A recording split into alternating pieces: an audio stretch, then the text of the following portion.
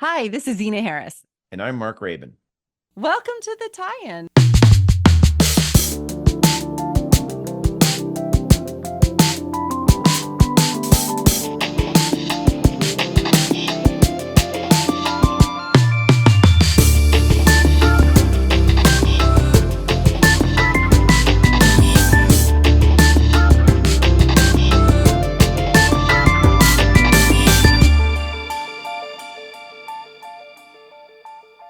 Hello, everyone, and welcome back to the tie-in. Today, we are talking with Heather Page, who has a rich history in filmmaking across the board, and has recently started a company called the Shine Co. To basically put communities on the map, is how I'd like to sum it up in just one little sentence. But Heather, welcome to the podcast. We met recently in person in Mhm. Austin in South by Southwest, and I know we'd been in touch before, but really great to meet you in person. Welcome to this Likewise. Thank you so much conversation. for having me today. This is a real treat. I just love how our origin story of meeting each other and at South by Southwest came to be, and our multiple times we saw each other unexpectedly, and those moments to give each other, just get to know each other better and to discover what we have in common and how we're all so passionate about what we do. Mm-hmm, mm-hmm. And and you're, I feel like a bit of a power player here. Can you just tell us about your history in film and TV, kind of various positions you've held, and I feel like you're very much a connector and a knowledge holder because of your kind of deep history in the industry. Well, I certainly didn't start out that way. I wanted to be a sound effects editor in New York, and after a short period of time there, I sort of fell into an opportunity to join a camera department on a independent film. And when I walked up the steps into the camera truck, I don't know what hit me, but it was like I didn't want to ever be anywhere else. Mm, And I literally dropped what I was doing in New York and learned from this camera crew and team. And they took me under their wing and moved me up the food chain and trained me, real world training mm-hmm, on the spot training to become a camera assistant, a loader, a camera assistant, a second assistant, a first assistant, and all the way up to being a loader and a second unit DP, which is where I sort of ended that career. But I moved to Los Angeles and spent about, I don't know, 15 years there as a base, though I was rarely at home. I was always on location. I had a really great team that I worked with regularly and also worked with a lot of new people all around the world in the States. And it was a really exciting time and I loved it. And my husband, who is also in the camera department, he's a director of photography.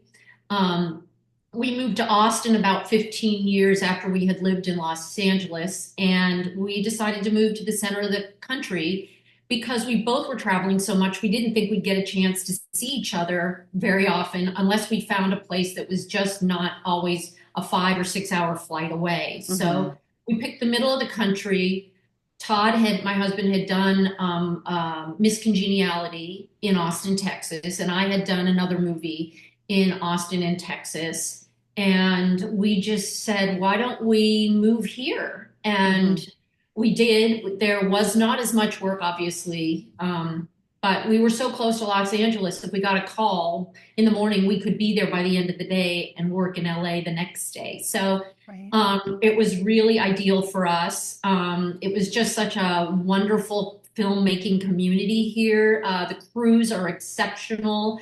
I put them up against any crew I've ever worked with from anywhere. And we just loved how small town Austin was back in the day when we moved here. And certainly it's not that anymore, but it was a really great place to land. And the surprising thing for us was we then could sort of spur out so much more easily. We thought it would happen, but we didn't know for sure. And indeed it did. Worked out great. Hmm. Um, Shortly, well, after about 7 or 8 years of shooting here and all over the place, I just started to feel the urge to pivot into something else. And at that point, had gotten so deeply involved with the filmmaking community and getting to know people here in the state that when the position of director of the Texas Film Commission came up, I applied, but certainly had no known skill sets for myself that would have made me a good candidate. Certainly, I didn't have the wardrobe. All I had were black t-shirts and jeans, but there were just so many other things I didn't think that I had, but was ready to pivot. So it was like, let's just throw the hat into the ring. Uh-huh. And I got that position. It came as quite a shock. Governor Rick Perry appointed me to the position. And, I was at my first hearing 8 days after I started. So I was really thrown right into it. And it was always kind of funny because whenever I had a question that was a little hard, people were a little softer on me to start. And I'd always said, this is new to me. All I know how to do is pan and tilt. But everybody was really kind, and I got up to speed on a very vertical learning curve and loved it. What does it look like to be in that role? I mean, what does that job really entail? Well, I mean, I thought it would entail a lot of paperwork. I thought I'd be under a lot of bureaucracy. And of course, there is that. But what I found it to be was more, you work for a taxpayer and you're accountable to them. So the reporting we had to do made sense to me. And I really respected that. But, Governor Perry said to me, he goes, you know what? You are our expert now. You are the resident expert for the industry, and you speak for the industry in the state. And I had never really thought about it that way. I thought it was just like, go shake hands with some, filmmakers and work the incentive program, but it was so much more. And so that was an exciting time for me, and one a big change personally, because I went from being trying to be as anonymous as possible as I stood next to and behind the camera so that I didn't distract the actors or the directors, to try and be invisible, to then being very visible, Yeah. have to go change my entire Mhm. wardrobe and speak publicly and all of that. So, and answer hard questions and, listen to hard things and, be responsive. So it was an interesting change, a time of incredible growth. And I'm pleased that I did it because I felt at the time there was no perspective from a crew person's point of view that was being reached at the Film Commission. And certainly the Film Commission at that time really wasn't operating at the speed of film, and getting things resolved there were a very slow process. So I came in and just was like, we're going to do this at the speed of film now. And it was a lot of fun. It was really a lot of fun. Everybody had great energy, wanted to be there, but just needed some direction. And when you run an incentive program, you're constantly having to, work on the nuances of making that better. And when I started, it was in very poor shape. The response time and the payouts were like 2 years. Wow. And that was just completely unacceptable to me and, to everyone. So we figured out ways to get that down to 3 and 6 months, and which was really sort of leading the industry at that point. So, little changes and some big changes that, hopefully put Texas on the map where we had been falling behind other states and countries because of, the incentive itself. Hmm. Before we go too deep into things, maybe just give us an idea of like where the Texas film industry, like size or just sort of like locations of like where it was when you started and you moved to Austin to where it is today, and also maybe touching on some of the movement that's happening right now with um, the Texas MPA or what is there's a really exciting new announcement coming on, but it really is to grow exponentially the film industry, and so there's going to undergo a lot of change in the next year or Right. 5, 10 years. Yeah. Right. Well, when I joined the program, when I joined the Film Commission, there was maybe one large, medium-sized project that was there.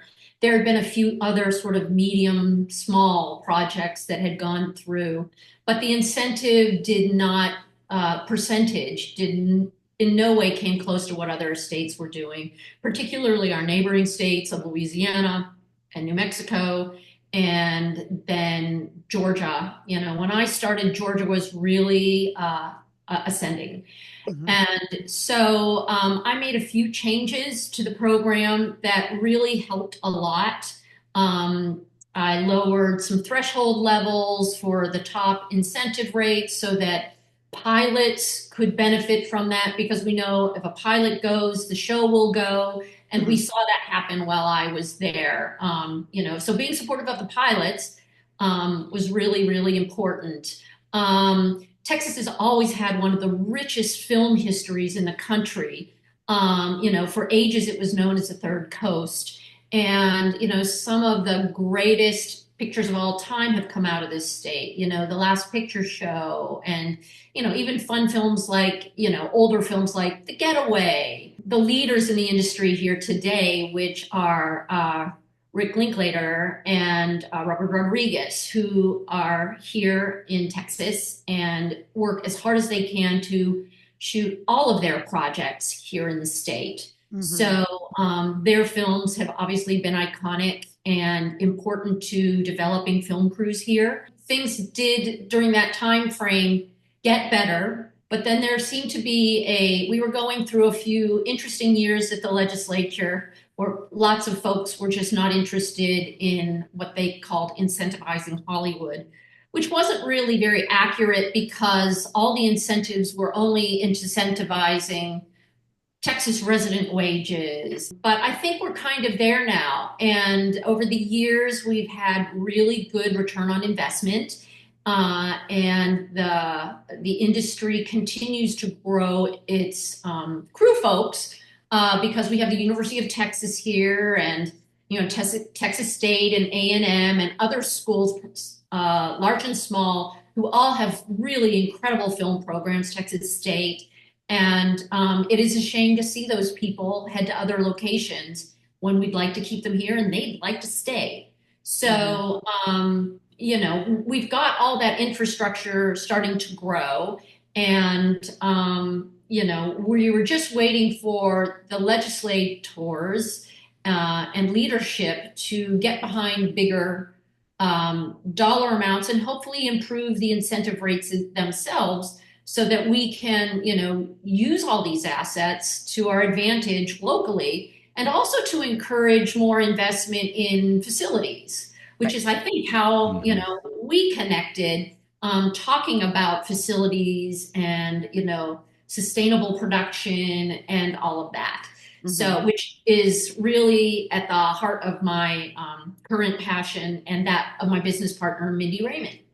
Yeah, yeah, totally. It's so interesting, you know, how you're describing this. I mean, just the process of it. We don't often get sort of an insider look at what these positions entail, how, you know, what it takes to make change in these kinds of roles, and then what that looks like from the sort of um, economic incentive side of it, you know, stimulating the local economy and keeping folks, you know, working, you know, in the state. So there isn't that kind of creative brain drain scenario as you mentioned. So it's really interesting to hear kind of what it looks like, what it takes, and then what the opportunities are. I mean, as Texas, you know, ascends, if you will, comes, like incentives are there. I mean, we know that that is a prime reason productions go to various locations is because of the local incentives. And Sure. so as those come online or get better, um, what do you see as kind of the next evolution? For the state, Yeah, it seems like there's a lot of momentum. yeah, we're really kind of on the tipping point of a new success for us. Last week, actually, while you were still at South by, the House and Senate bills were filed, basically making some wholesale ads and positive um, directives toward improving the incentive program and making the state more competitive with our local neighbors and beyond. So that has been very exciting for us. It is very, very early. I'm sure that that bill will get a review and we'll see changes within it, no doubt. But, when I was the film commissioner, we had $22 million over 2 years. And this bill takes us up to about $500 million over 2 years. The previous legislative session took us to 200, which was a total game changer. Unfortunately, it fell right at the same time as the strikes, and then obviously the slow growth after the strikes. So it really did not have the immediate impact that we had hoped it would have. But folks like Taylor Sheridan, who is a Texan and is shooting his shows here in Texas, was able to take advantage of that immediately, along with some other, other homegrown filmmakers and video gamers as well, because that is also part of the film incentive program is video game industry. So, we know people want it. Once production starts to ramp up, I think it will be utilized probably to its maximum. And there's some other changes within that. There's some uplifts for increased incentive rates, which has been another complaint.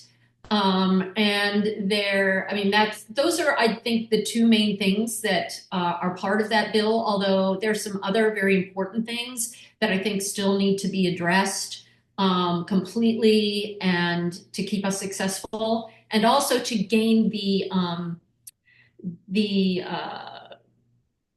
desire by all legislators to be able to take advantage of the program. Because back in the day in Texas in the 70s, 80s, 90s, 60s, filmmaking was done everywhere in the state. My very first job in Texas on a film, when I was brought in on location in the 90s, was in Abilene, and which is, nowhere near the Dallas or Austin, film hubs of today. Uh, you know, Paris, Texas was shot all over the state. HUD was shot up north, in smaller counties like Archer's in towns like Archer City and things like that. So we need to make sure that those places also still see that kind of production. And I think that still needs to be worked out a little bit on that in that bill. But hope is high. We have legislators more excited than ever. We have, big name actors who now have decided to call Texas home. And that makes it easier for us to use them in the film production because they're Texas residents now, where before we only had a handful of Texas residents. So that'll be very helpful.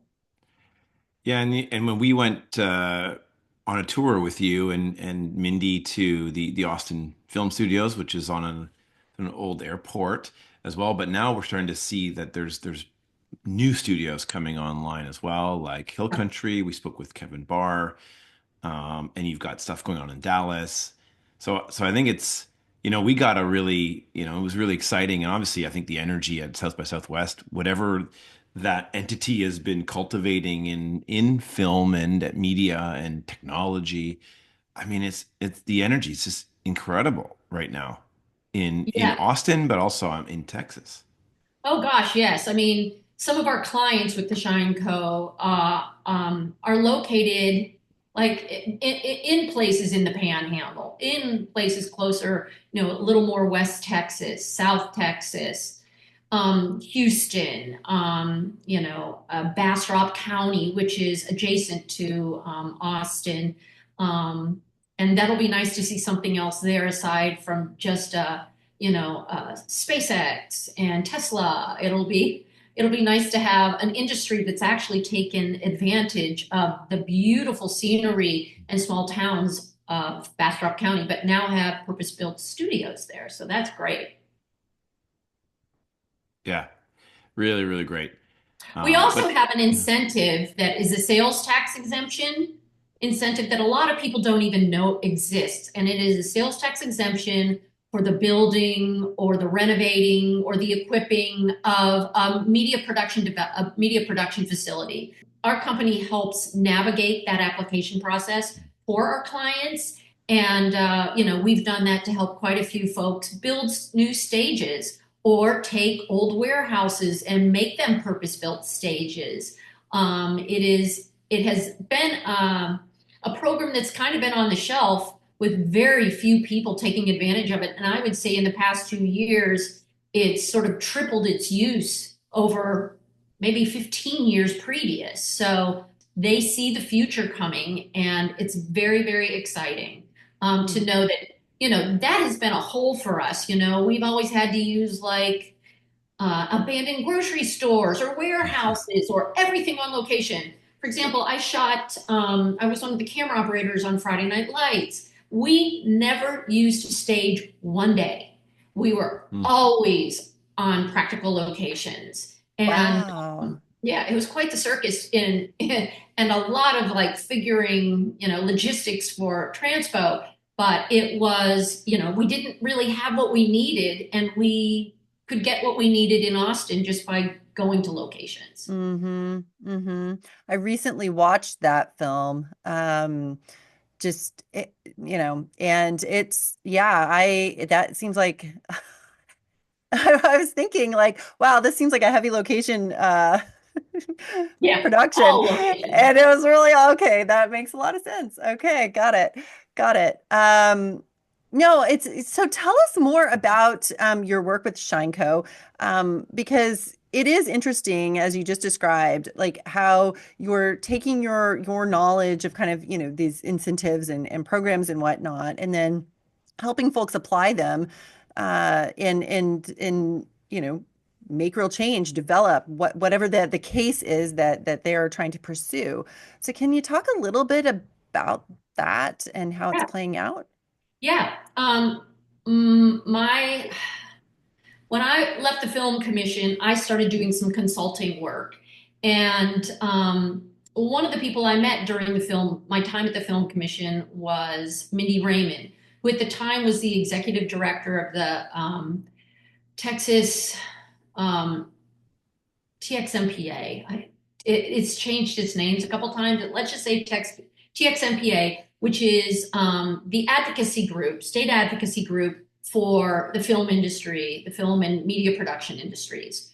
So we just hit it off right away. And we had always talked about at some point or another, we're going to work with each other. We're not sure how, but we're going to do it.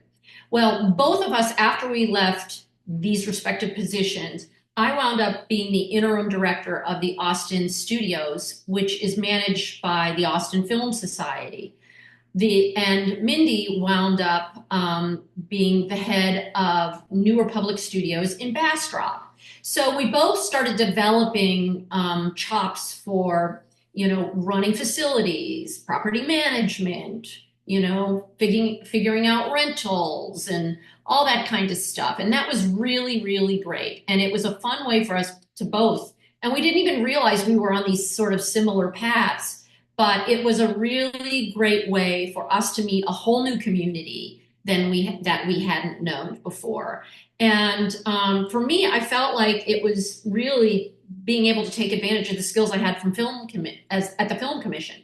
So at a certain point, we decided we would, when we left those positions, we would start something together. And the Shineco is what came as a result of it. And the company does two things. The first thing we do is we work with folks who either have studios and stages or media production facilities, or those who want to build those kinds of facilities. And we help them through that process, whether we are helping them site select, whether we're helping them figure out how to right size the stages for Texas or a specific area, Austin, Texas, Lubbock, wherever, help even with our anticipating more production, not oversizing these things so people, are just left with tears when they can't fill them up and they have to turn them into something else.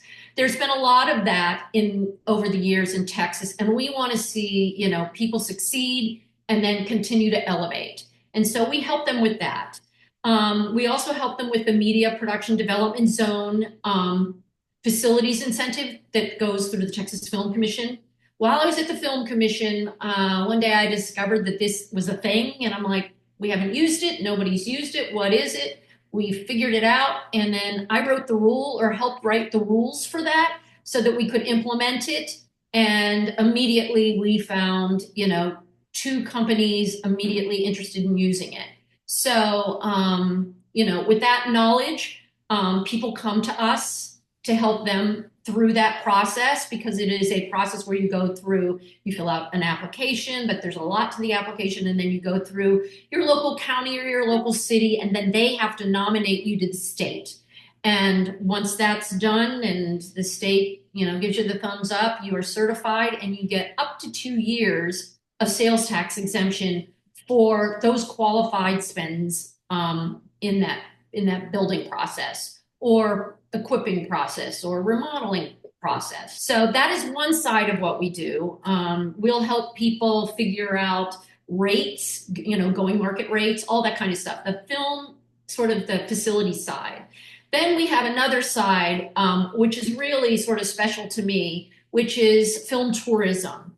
And while at the Film Commission, I worked trying to build up something that is called the Texas Film Friendly Program. It basically had been shuttered, only had 8 communities that had signed up to it, and it was a program to try and get folks to understand how to be more accommodating to film production, to be able to turn permits around, those kinds of things.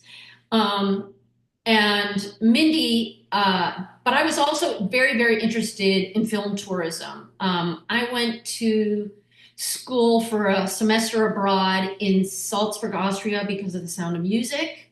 And really, that's why I went. And I didn't even realize it until a few years ago. I was like, oh my God, that's film tourism. And I lived it for 6 months.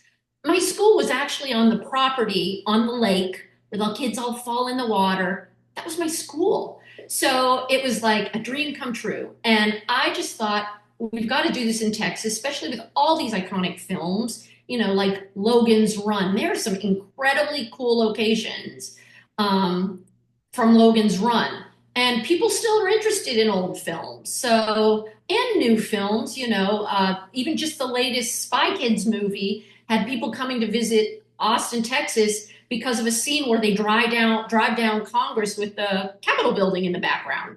So I was really fascinated by that, and I wanted to work with communities to try and bridge that gap. So when I was at the Film Commission, I also created a little film tourism, sort of a film trail for the state.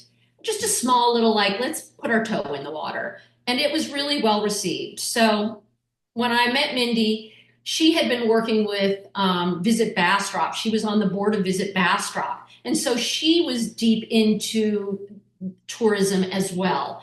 And Bastrop County became, the film center, the film capital of Texas. So when that happened, it just seemed to all make sense. We came together and we started to help by building online training courses as well as consulting for communities on how to build film tourism. We met Adina Lewis. Is that how you pronounce her name? Yeah, Adina. Uh, yeah, we Yep. we had a nice chat with her about film tourism at the Texas Film Day that we popped into, and she was her and Mindy were kind of tag teaming this story about a town that had the film tower or the water tower that needed to be repainted, and they said no, let's just keep the name of the town in the movie, and they mentioned it like 15 times. I'm completely butchering that story, but I thought Smithville. it was, but pardon me? Smithville, home of Hope. Smithville, Yeah, yeah. I was gonna say, We were enthralled so with this great. story, It's so and great. I was just like, wow, and it made a lot of sense. I mean, if you've Hmm. got why not leverage? Why do you need to like create a completely fake place with on a back lot somewhere and on script? Let's use the real town. And I thought that was a really great little anecdotal story of how you can actually real time create opportunities for that community that will yield sort of tourism for years to come. Well, Right, yeah. And I feel like, this is also such a great opportunity for the film to be more than just, what you see on the screen, but actually engage, the audience and the audience get into, whatever the story is, and then go follow up down the road, and kind of see these places and experience maybe what, the cast and crew experienced. And all of that fun stuff is just a way to, further engage and immerse in the story. So super right. cool. Yeah, I mean, it can make communities benefit from that production for years, Hmm. decades after, a project has been shot. I mean, it has been decades since Hope Floats has shot there, and yet there are still buses of people who come on a Hope Floats tour multiple Wow. times a week, every week. There is an acknowledgement of Smithville that this is happening, and they embrace it wholly, and it hasn't cost them anything really to make that happen. And especially now that we're streaming, the world sees everything. And why wouldn't you use that free marketing ability, that earned media in a way to bring people back? Whether they care about Hope Floats, okay, that's great. But maybe they just thought, oh, what a charming Texas town. Where was that? I'd like to go there. Or you can, basically just go down the road if you know about something. And it really kind of picked up a little during COVID because Mm, if you couldn't meet with other people, you could at least get in your car and maybe drive to a location and go, oh my gosh, this is really cool. I can't yeah. believe I'm sitting on this spot where this scene happened. Yeah. Yeah. It's really cool. It is really cool. It is really cool. I have a house in my neighborhood, where I think it was 10 Things I Hate About You was shot on one of these scenes. And I like every time I drive by that house, I'm like, oh yeah. That Yeah. that film was shot there. So it just Well, and really. sometimes it's a good and a bad thing. Sometimes it's like, please, nobody else drive by my house because they'll use private Mhm. homes. But That's one of yeah. the things we train people to do, communities to do, is to, create their guidelines and their boundaries where they're like, we're not going to advertise this. We need to Hmm. be cognizant of the needs of the neighborhood and stuff like that. So Yeah. that's where we come in to try and help them curate what works for the Hmm. community. Makes a lot of sense.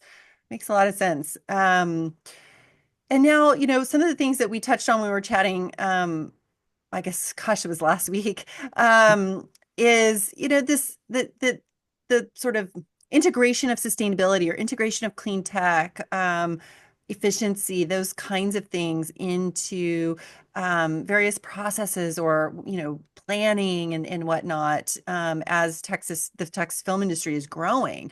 Can you talk a little bit about that and how it's evolved? Yeah, well, it's evolving. We have power issues, and those issues are part of every Texan's daily lives. Hmm. And so, in the past, when I was at the Film Commission, and even early on with the Shine Co., when we would talk to people and developers and folks that were planning to build, they all said to us, we would bring it up as one of the things we talked about, and they were like, look, we're going to do that in phase two. I'm sure you Hmm. guys have heard this before. Yeah. Um, and, we're like, if you do this in phase one, you're not going to have to, retrofit. Let's think about it up front. That is still a very heavy lift. Hmm. And so the way we've been successful helping people is to help them understand that, and we don't even have to call it sustainability. We call it savings. Like if you Right. properly, or if you do more insulation or pick a building type that is more, works better to keep, the internal environment cool or warm or whatever you need, you're saving money. Hmm. And at the same time, you're not using as much power. Right. So those have been the little sort of places where we've been able to move the needle, and have talked about that more. I mean, that's where we're getting positive feedback to, Right. our suggestions than we have. I mean, everybody wants to do the other stuff, but the practicality, especially in today's marketplace, of just even getting your funding and making it happen has just risen to the top. And Hmm. so, I feel like these little baby steps toward having better insulated buildings and, maybe rainwater harvesting systems. I mean, people are into that here now. They might not have even been so into it 5 or 10 years ago, but people Hmm. get it now.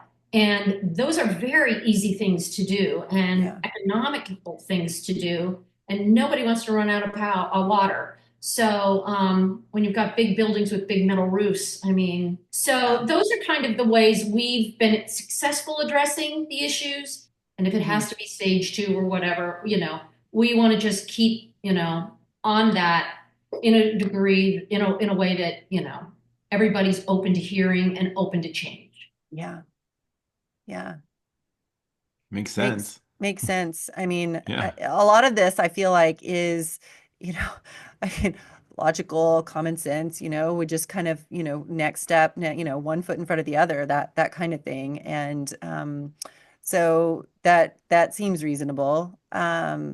So Yeah, we yeah. also, we're also seeing that other jurisdictions, and we say this about, you probably hear it on the podcast all the time about, LA, for example, or, why wouldn't we be making some of these jurisdictions differentiated in some ways? I mean, that's what happened in Vancouver, right, where we became sort of known as the sort of the toehold of the battery powered systems and solar and the green production and real green and sort of there were different organizations that were helping to push that, and then that cascaded out throughout the film industry. So it seemed like a no-brainer to start to integrate some of these truly differentiated offerings into the Texas film industry. We were all listening to, who were we listening to? Preservation Brass Band. Yeah, yeah, yeah, And you were like, well, this is, all decarbonized here because people just need to see it and Uh-huh. to know it. Nobody would ever know. I yeah, And know. I think if they know, they're like, oh, that's cool. Let's do that as well. And yeah. I spent time that after we met each other, and I was actually like trying to get backstage so I could look at some of that stuff. Yeah, Oh, don't you we couldn't worry. connect you. Yeah. We'll connect you. We also did a whole bunch of recording with Neil and Overdrive as well. But it is true though, if you do your job right using cleaner power sources and so on, like you don't hear a generator, and you're Hmm. not running behind there following a cable to a generator that's way far away. Like most of the time the power systems are right behind or right behind the stage, and then you've got to run to some solar panels. So people do see the solar panels and they think, oh, that's cool, solar panels, but they're still probably not putting it all together. But what we do know and what was cool to see is the actual Luck reunion are in on it, right? Hmm. It's part of All in. Willie's All in. brand, all in, and and they started small, right? Doing one little activation and one more, and then eventually it's the whole site. So this is three Right. years Yeah. in for them. So it's been an evolution there, and we did get the tour around to see all the various power stations and whatnot, and how it was all connected. You know, each stage, there, I don't know how many stages there were, something like six or so stages, all individually, you know, had their units and all the stuff. So super cool, how that is, and I love that they have signs, you know, to let folks know this stage is decarbonized, because it's a real you know, audience engagement factor. And then people see the solar panels out in the front and all of that. Um, yeah, it's neat. And that's happening in the heart of Texas, you Right. know? Well, and what got me excited was, I know a lot of those guys that build the truss and the stages and put the, all the AV up and all that stuff. And they're looking at it. Once that you don't unsee it, once you've seen No. it, and it's easier to Right. talk about. It's That's right. easier to go, that was so easy Yeah. to, put that up. It was so quiet. And, I didn't have like fluorite I needed to carry 100 yards. It was Yeah. so easy. Yeah. So it And they was a can real take that. gift, Yeah, huh? and they can take that onto their own productions, and That's right. that's what happened in Vancouver. I mean, we started powering events and festivals, Yeah, and then the film folks started to see them, and then all of a sudden they were like, "Well, can we use this? And how long does it work for? And can we, and it just made that leap. So there is a really nice interplay, right, between live event production and film, and we talk about it quite a bit on the podcast here. They're still very separate right. in many ways. But it is really cool to see. And what's nice about an event production is it's 1 day, it's 2 days, it's 3 days. So you can learn a lot, you can do stuff versus a film production that could be very remote, could be 3 months, 6 months, that might not be willing to take the chance. So this gives it kind of a proving ground in harsh environments, of course, because it's hot out there and just dusty Right. and so Oh, of on. course. Right. Yeah, Well, it reminds me a little bit of like the ramping up virtual stages, Yeah. LED walls, and, people's hesitancy to start using them until they dip their toe in. And once they do, they figure out what it works for and how it doesn't work for them. And it's just an education. And we're just at this real sort of important point in time with different technologies that the education is really essential. And I think that that's the same thing we are finding with the folks that are building stages. Hmm. um, that they are probably, on some of it they're very far ahead, and some of it they're just lagging. And the other thing about Texas is, if the new incentive program or the new funding shows up, then the majors are going to show up in a bigger way than they have in the past. And they all have carbon mandates. And Hmm. I know that they've been slower to use those everywhere, because people need to get up to speed and communities and need to get up to speed.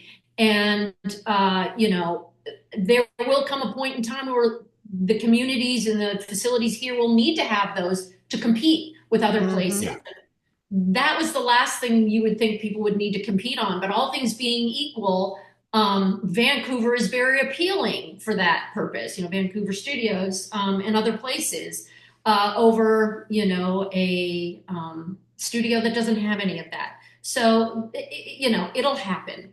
Yeah. I feel really confident it'll happen. Hmm. Even for stages here in the States, there are some stages that are used. There's a company called Sprung, in North Texas, that does a lot of facilities. They almost look like tents, or they're sort of this special fabric coated uh, Hmm. material, and they go up very quickly, but they're also very, very durable. They're very strong. They can handle, like, cat 5 winds and all of that kind of stuff. And they're also extremely well insulated. And that's another sort of technology, if you will, that people in this state have completely embraced as an option for stage building, as opposed to just tilt ups or other things. I mean, they all work, but it's nice to see, people embracing some of these other technologies, simply because there's some real advantages to them, yeah. per site. Yeah. Yeah, definitely. And we're gonna see more and more of it. It's Again, exciting. like our talk with Kevin and Hill Country, Yeah. same deal. I mean, they have an opportunity to leapfrog and just go straight into building, more efficient buildings and working with vendors that have, more efficient equipment and solar powered equipment and renewable stuff and batteries and all types of hybrid, whatever, it all streams out from that initial mandate of let's build the future that we want. Yeah. And I think we're seeing that. And Mm-hmm. he's, that Hill Country Studios is also, we all thought it was going to be up in 2 years, but, the one advantage of waiting 2 more years is technology just gets that much better Yeah, Hmm. and people are willing to embrace it. It gives you time to sort of warm people up to it. So I'm exactly. really excited about what they're doing. Yeah, Yeah. Oh, I love it's it. neat. It's neat. So yeah, we ask, you probably have heard the podcast. We ask every one of our guests, Zena and I are always thinking about putting together a playbook, right, with guiding principles, in sustainability and entertainment. Some guests are a little bit more divergent from that, but you're right in the pocket. Um, and yeah, if you had to come up with the guiding principles, guiding principle one, two, or three, what would be the top on your list for sustainability and entertainment? Education has to be number one. Hmm. Getting people up to speed and seeing things is Mm-hmm. really, really a game changer. Um, I also think, can they envision it practically? Um, Being practical to the needs that we have here. And I think that we're moving closer to, people thinking sustainably simply because it's here, because it is clear how quickly we're having water issues and the fact that Yeah, we're having power issues. So I would think those are the top two things for like us. Yeah, love it. yeah, makes sense. I love it. I love hearing these various perspectives. It's so cool, so interesting. Um, Heather, thank you very much for speaking with us about all the fabulous work that you've done and that you're doing, and what's going on in Texas. That's super cool. Well, Hmm. thank you so much. It was, we've tried to connect for so long, and it was really, really neat how we did it multiple times without I even know. trying. South by Southwest was really kind of special this year. Some people have complained that it didn't seem quite as big, but as far as I was concerned, it was better because we really got to know people. It wasn't so loud and so crowded. And, this part of the industry is so important to the growth of it in Texas. And it's amazing how the streams are crossing right now in a way that some people have just been trying to force them to cross for a long time. So seeing it actually happen, it's just, I'm so excited to be here for that. And if Hmm. I can help anybody with, understanding any more of that, I'm all in. Yeah.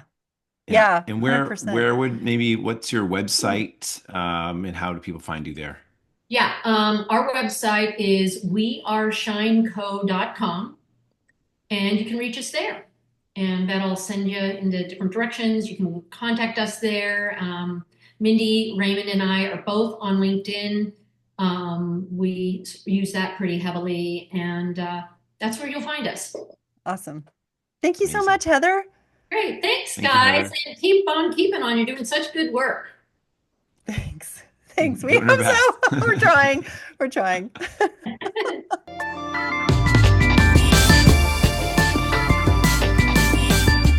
Our designer is Aaliyah Kane. Music is by Peter Chapman. Our producer is Colin Miller.